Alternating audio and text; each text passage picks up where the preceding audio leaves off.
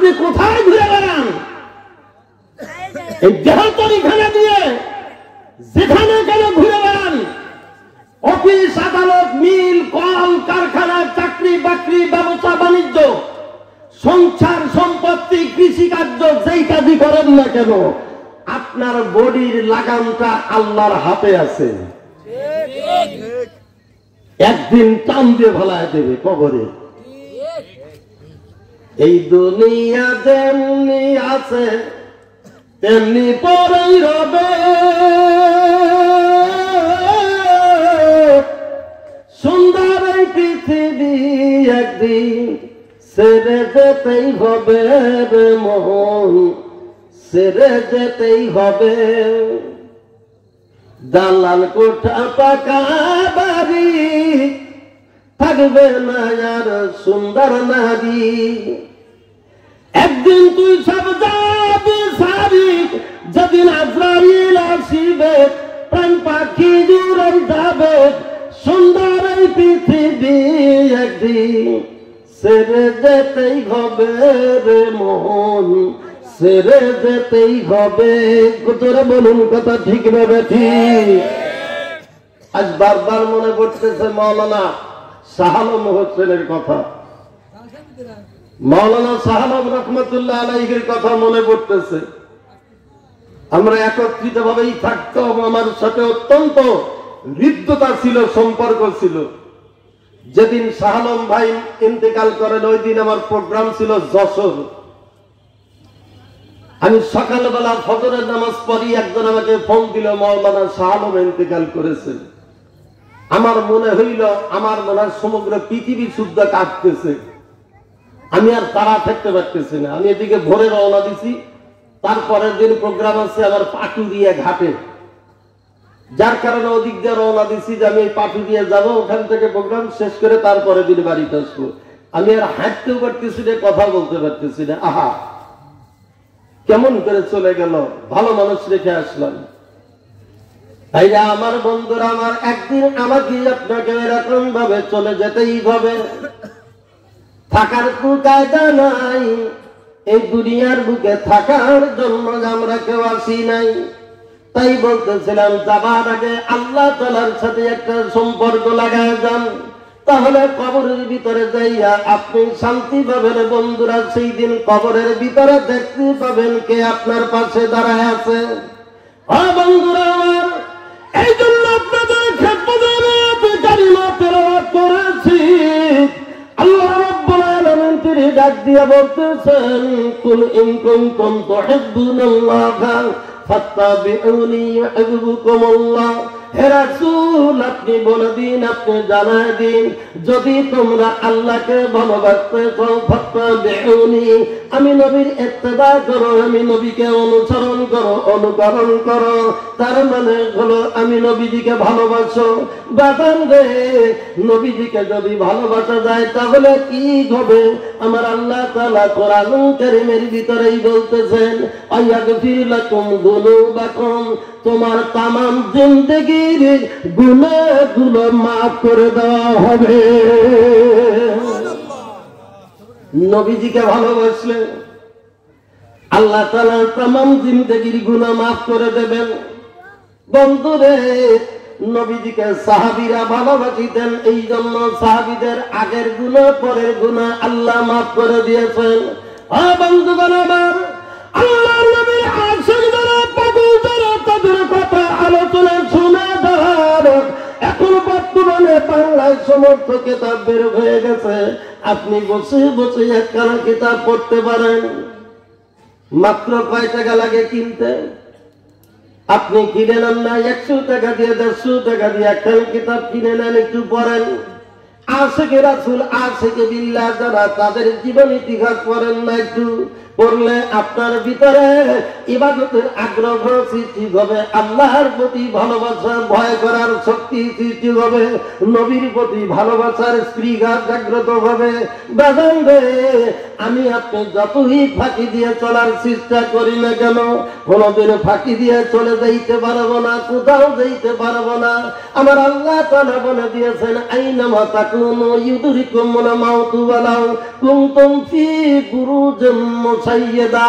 বান্দা তুমি মৃত্যু দেখে যদি সপ্তম আসমানের উপরে যাইয়া যদি লুকাও, আমার ফেরেশতা মৃত্যু দুধসাও জায়গায় চলে যাবে। আজরাইল আলাইহিস সালাম একদিন নবীজির সাথে কথা বলতেছেন। আল্লাহর নবী বললেন, ভাই আজরাইল, আচ্ছা আপনি যে এত মানুষের রূহ কবজ করেন, আপনার মায়া লাগে না? তখন আজরাইল বললেন, ইয়া রাসূলুল্লাহ, ইয়া হাবিবাল্লাহ, আমার তো কারো প্রতি মায়া লাগে নাই, তবে একজন ব্যক্তির জন্য মায়া লেগেছিল। তো বললেন, আল্লাহর নবী বললেন, তো সে কে? বলতেছে, সে হলো বাদশাহ সাদ্দাত। আরেকজন ব্যক্তি, সে হলো বাদশাহ সাদ্দাতের মা। এই দুইজন ব্যক্তির জন্য আমার খুব মায়া লেগেছিল। কেন? আল্লাহর নবীর কাছে এবার আজরাইল ওয়াজ করতেছেন, বুঝাইতেছেন। বাদশাহ সাদ্দাতের মা একজন নাবিকের স্ত্রী ছিলেন। সে জাহাজে চড়ে চড়ে ঘুরে বেড়াইতো। দেখা গেল গভীর সমুদ্রের ভিতরে যাইয়া জাহাজটা ডুবে গেল, ঢেউয়ের পরে ভাইয়া চুরমার হয়ে গেল। বাদশাহ সাদ্দাতের মা গর্ভবতী। এবার যখন সে হাবুডুবু খাইতেছে, এমন সময় দেখতে পাইল কোথা থেকে যেন একটা তক্তা ভেসে আসলো। তক্তাটা দরিয়া গভীর সমুদ্রের ভিতরে সাঁতার কাটতে লাগলো। বন্ধুগণ আমার, ও মা বোনেরা, আপনাদের ওয়াজ শুরু হয়ে গেছে, শুনে যাও।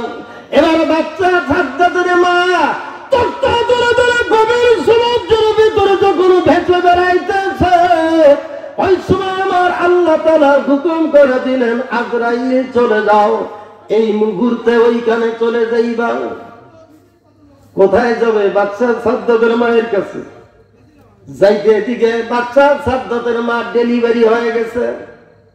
ওই তক্তার উপরে, সমুদ্রের ভিতরে তক্তার উপরে ডেলিভারি হয়ে গেছে।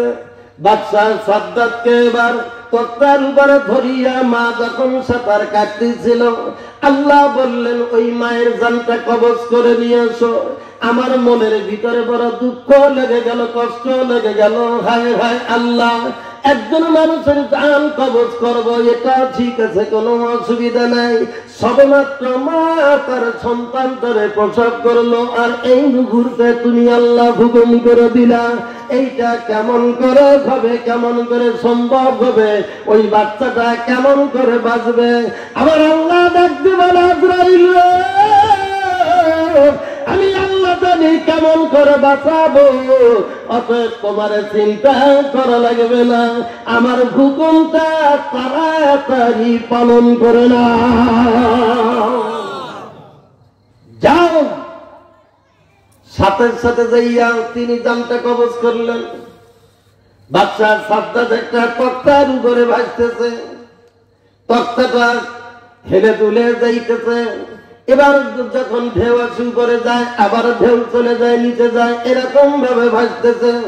আমার আল্লাহ তাআলা কুদরতি হাত দিয়া তক্তাটারে ভাসায় ভাসায় ধাক্কা ধাক্কা করে নিয়ে আসতেছে।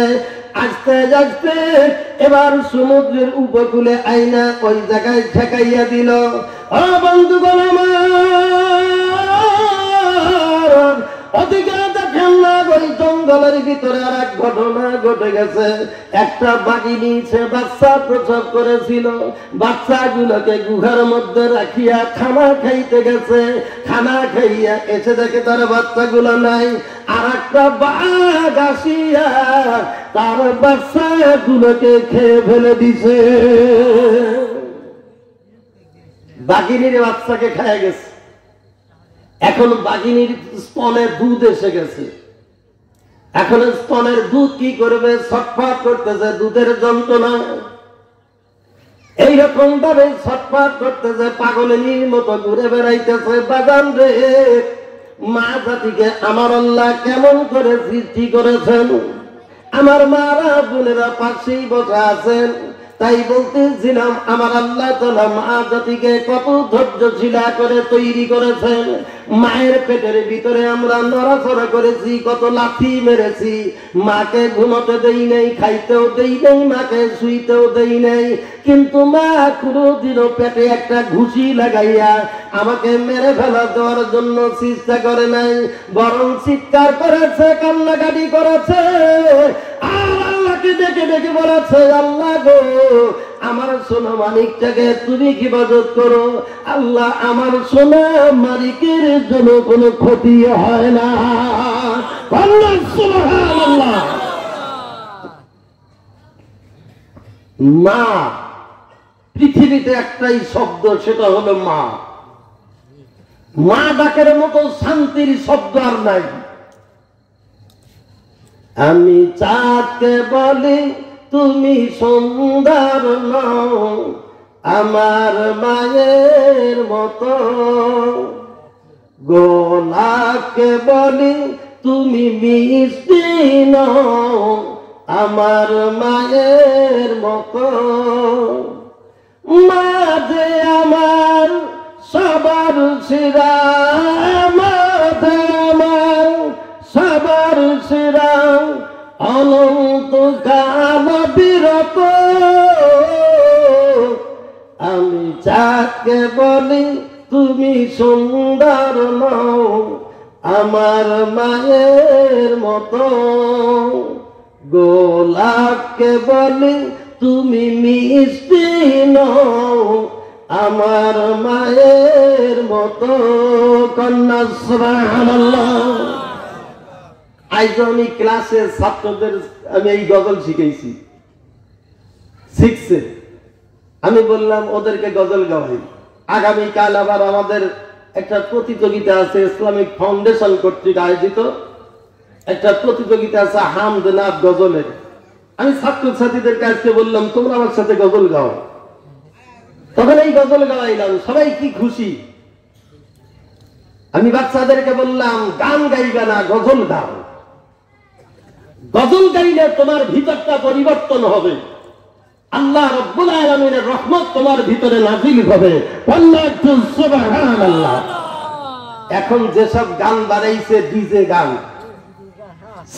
কি গায় আর কি না গায়, সারা রাত দেবায়। এই দেওয়ালের ভিতরে বলে গান আছে, যার কোনো শব্দ বোঝা যায় না, কি বলতেছে তা বোঝা যায় না, কি যে বোঝে না তা বোঝে না। ভাইরা আমার, বাদনরা আমার, কি আপনাদের কষ্ট হচ্ছে? যথা টাইমে প্রধান বক্তা চলে আসবে ইনশাল্লাহ। ভাইরা আমার, বন্ধুরা আমার, অনেক কথাই মনে করে যাচ্ছে। আমি আস্তে আস্তে একটু সময় নিয়ে কথা বলবো। বন্ধুরা, এবার বাচ্চা সাজ্জাদকে আমার আল্লাহ তাআলা দেখেন না তক্তার উপরে কেমন করে ভাসাইয়া এবার সাগরের উপকূলে নিয়ে আসলো, জঙ্গলের ধারে। দেখেন না আমাদের বাংলাদেশে বঙ্গোপসাগরের পাশেই রয়ে গেছে সুন্দরবন, ম্যানগ্রোভ বনটা। ওই বন দেখার জন্য যারা গেছেন তারা বুঝতে পারবেন, তাছাড়া বুঝানো যাবে না। বাগান রে সাক্ষীরা প্রোগ্রাম করতে যাইয়া একটু সুন্দরবনের ভিতরে গেলাম দেখার জন্য। সেখানে যাইয়া দেখে আসলাম কি আদব কারখানা আমার আল্লাহ সৃষ্টি করে রেখে দিয়েছেন। সমুদ্রের জোয়ার ভাটা চলে, কেমন করে পানিগুলা আসে আবার চলে যায়, এত লবণাক্ত পানি। ওই পানির ভিতরে আমার আল্লাহ কেমন করে জীবজন্তু রেখেছেন। কন্যা সুবহানাল্লাহ। সাক্ষীরা আশা শুনিতে প্রোগ্রাম করলাম, কি বলেন পানি তো স্যালাইনের মতো তিতা, কি বলেন পানি পান করা যায় না। পুকুরে এক গোসল করলাম, পুকুরে যাইয়া গোসল করার পরে এবার উঠে যখন গামছা দিয়ে মুছলাম, এখন মাথা ঝাড়াতেই আর লবণ পড়ে, মাথার থেকে লবণ পড়ে। তাই আমি চিন্তা করলাম এই এলাকার মানুষ থাকে কেমনে, বাঁচে কেমনে। ওরা বললো আমাদের অভ্যাস হয়ে গেছে। বেতনদা ভাইরা এবার সাজ্জাদকে যখন ওই জায়গায় নিয়ে গেল, ওই বাঘিনীটা পানি পান করার জন্য এবার নেমে গেছে সমুদ্রের ভিতরে। আমার আল্লাহ রাব্বুল আলামিন কুদরতের হাতে তক্তা ধরে ধাক্কা দিয়া দিলেন, ধাক্কা দিয়া এবার ওই বাঘিনীর পেটের নিচে ঢুকায় দিছে। ঢুকায় দেওয়ার পরে ওই বাঘিনীর বানের সাথে বাচ্চা সাদ্দাতের মুখটা ঠেকে গেছে। অমনি সে হা করে বানের ভিতর থেকে দুধ পান করা শুরু করে দিল। বাজার রে, যদিও বনের বাঘিনী বাঘ কিন্তু মানুষকে পাইলে ছেড়ে দেয় না। বাঘের কাছে সবচেয়ে মজাদার খাবার হলো মানুষের গোশত। এই জন্য মানুষের প্রতি ওদের আগ্রহ বেশি। এরপরে দেখেন না, হরিণের প্রতি ওদের আগ্রহ বেশি। এই দুইটা প্রাণীকে ওরা খাইতে বড় মজা পায়। এবার বাঘিনীর পেটের নিচে যাইয়া ওই বাচ্চাটা দুধ পান করতেছে। বাঘিনীর শরীরের ভিতরে আরাম লাগতেছে, কেননা স্তনে দুধ এসে গেছে, ছটফট করতেছে দুধের যন্ত্রণায়। তখন দেখা গেল বাঘিনী চিন্তা করে দেখলো, হারে ও মানুষের বাচ্চা হোক আর যে কোনো জানোয়ারের বাচ্চাই হোক না কেন, ও যেহেতু আমাকে একটু শান্তি দিয়েছে, অতএব ওরে খাওয়া যাবে না, ওরে মারাও যাবে না। কামড় দিয়া দইরা পাহাড়ের গুহার ভিতরে নিয়ে গেল। গুহারে লইয়া এবার বাঘিনী সাদ্দাতকে দুধ পান করাইয়া করাইয়া বাসা রাখে। জোরে কন্যা সুবহানাল্লাহ। কে করেছে কাজ? আমার আল্লাহ করেছে। লোকের যুখু মনটা সাউবি গায়রে হিসাব। আল্লাহ বলতেছেন, বান্দারে তোমাকে আমি বেহিসাবি খাবার খাওয়াইয়া বাঁচাইয়া রাখি। একটু বললাম আলহামদুলিল্লাহ। এমনই সোনার দেশে আমাদের জন্ম, তার নাম বাংলাদেশ। বাংলাদেশের মাটিতে যা লাগানো যায় তাই হয়, কিন্তু জান্নাত পশ্চিমা বিশ্বে মাটিতে লাগাইবেন ওগুলার সাথে সাথে মরে যাবে। ওদেশের মাটিতে কোনো রস নাই। হওয়ার ভিতরে হয় খেজুর গাছ, পাওয়ার মরিয়ে যায়। খেজুর বাগানে ঘুরে ঘুরে দেখছি কতগুলা গাছ এমনি শুকা শুকা মরে যেতেছে। রাস্তার ধারে খেজুর গাছগুলো মরে যেতেছে। এত উত্তপ্ত আবহাওয়া সেখানে, রস নাই, কষ নাই, পানি নাই, কিচ্ছু নাই। আর আমাদের সোনার দেশ বাংলাদেশ, আমার সোনার বাংলাদেশ, আমি তোমায় ভালোবাসি। তা আসলে তো বাংলাদেশ সোনার দেশ, এদেশে সোনা ফলে। আমরা যদি বাড়ির আঙ্গিনায়ও একটা গাছ লাগাই, একটা গাছ লাগাইলে সেখানেও দেখেন গাছ হয়ে যায়, কোনো কিছু লাগে না। তাহলে চিন্তা করে দেখেন না ভাইয়ের আমার, আল্লাহ রাব্বুল আলামিন আমাদেরকে কত শান্তিতে রেখেছেন। কন্যা একবার আলহামদুলিল্লাহ। বাজান্দা ভাইয়া আমার, তাই বলতেছিলাম বাচ্চা সাদ্দাতের কথা অল্প টাইমের ভিতরে শেষ করব। বাচ্চা সাদ্দাতকে আল্লাহ তাআলা গুহার ভিতরে বড় বানাতে লাগলেন।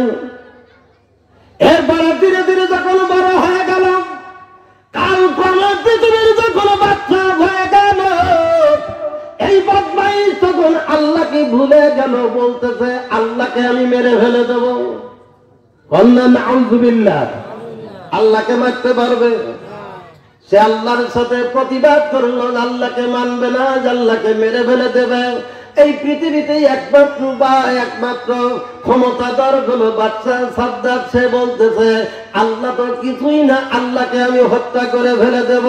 বাতান রে, এর কারণে সে কি করলো, 4টা শকুন পালন করলো। 4টা শকুনকে এমন ভাবে সে শিকারি বানাইলো, বড় বড় শকুন গুলাকে নিয়ে সে শিকারি বানাইয়া একটা সিংহাসন বানাইয়া, এবার সিংহাসনের উপরে গরুর গোশত লটকায়া দিল। আর 4টা পায়ের সাথে 4টা শকুন বেঁধে দিল। বেঁধে দেওয়ার পরে শকুন গুলা ওই গোশতের দিকে খেয়াল করতেছে, আর উড়ে উড়ে উপর দিকে চলে যাইতেছে। উপর দিকে যাইতে যাইতে অনেক উপরে যখন চলে গেল, তখন ওখান থেকে তীর নিক্ষেপ করেছে, আমি আল্লাহকে হত্যা করে ফেলে দেব, আল্লাহ বলতে কিছুই থাকবে না। আমার ভাইরা যখন তীরটা নিক্ষেপ করে দিল, তাফসীরের ভিতরে দেখলাম আমার আল্লাহ তাআলা জিবরাইলকে ডাক দিয়ে বলতেছেন, জিবরাইল রে, ও যেহেতু মনে ইচ্ছা করেছে আমাকে মারার জন্য, অতএব ওর তীরের মাথা একটু রক্ত মাখায় দে, যাতে ও তৃপ্তি নিয়ে ফিরে যেতে পারে।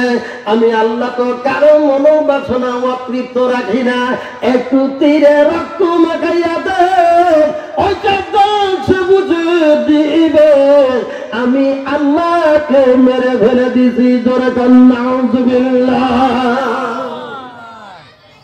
আল্লাহ তিনি বলেছেন, উদউনি ইস্তাজিব লাকুম, বান্দা প্রার্থনা করো আমি মঞ্জুর করিব। অমার সাইলা ফালা তানহার, আমি সাইলকে নিরাশ করে ফেরত দেই না, আমি ধমক দিয়ে তাড়াইয়া দেই না।